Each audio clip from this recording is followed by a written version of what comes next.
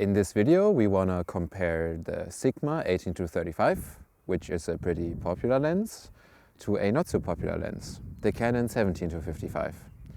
So why compare them? There are actually not a lot of lenses out there that cover this particular focal range, and because they are similar in price, the Canon is a really nice option to consider. What is great about this lens is that it has built-in image stabilization, which is a really great feature if you're shooting on a camera like the BMPCC6K that doesn't have IS. So without any What is really nice about this lens is that it has inbuilt image drinnen. Let's get started.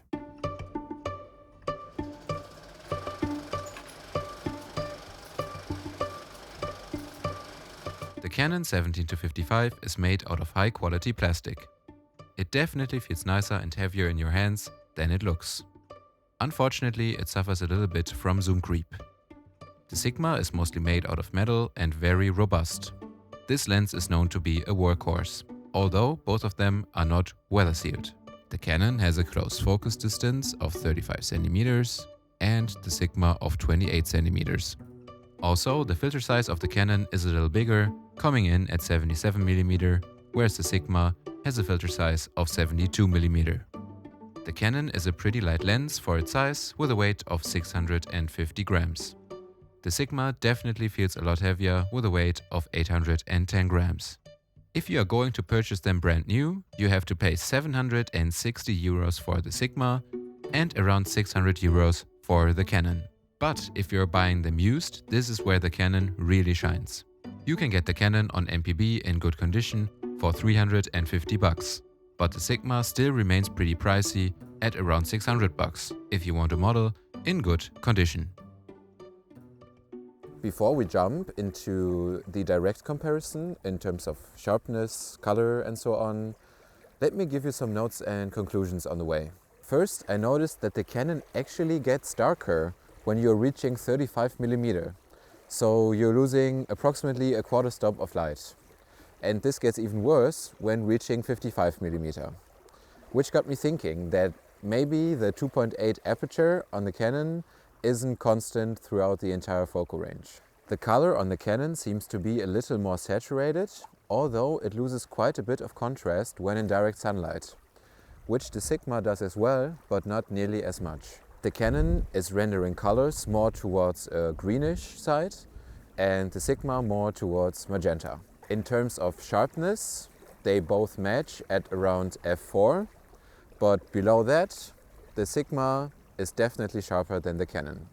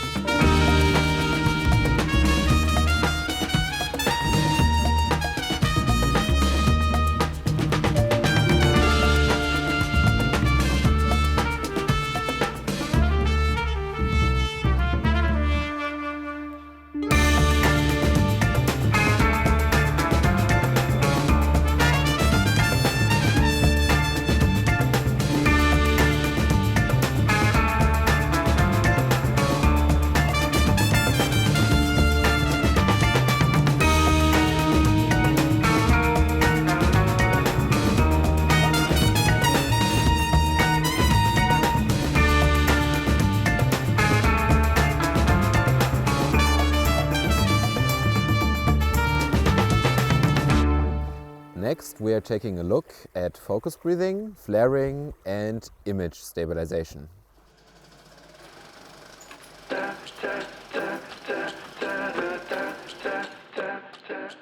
If you're looking at the corners of the frame, you'll recognize that focus breathing is pretty much noticeable with the Canon.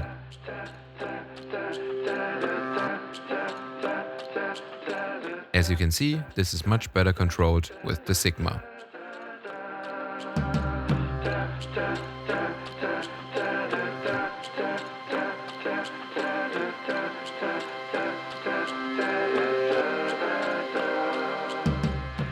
They both get pretty decent lens flares, although, again, they are much more controlled with the Sigma. Later we are going to show you some real-world footage with both lenses, where this gets a lot more visible.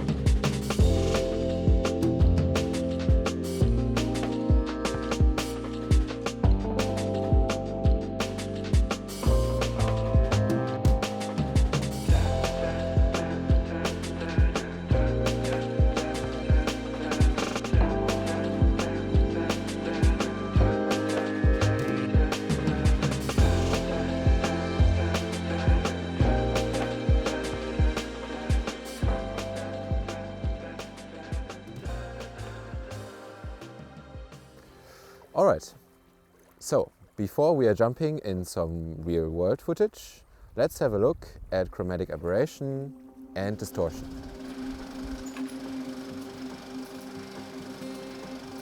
They both suffer from chromatic aberration wide open, although this time the Canon is the clear winner. By stopping down, you will lose most of that chromatic aberration with both lenses.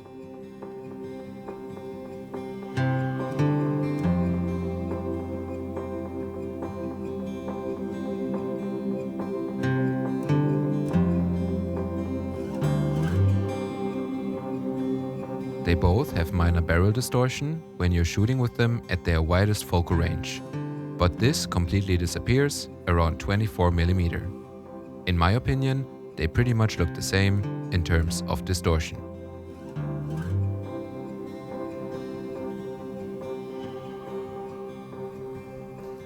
Okay, so now let's have a look at some real world footage shot in 50p, slow motion. And after that, I will give you my personal opinion and recommendation.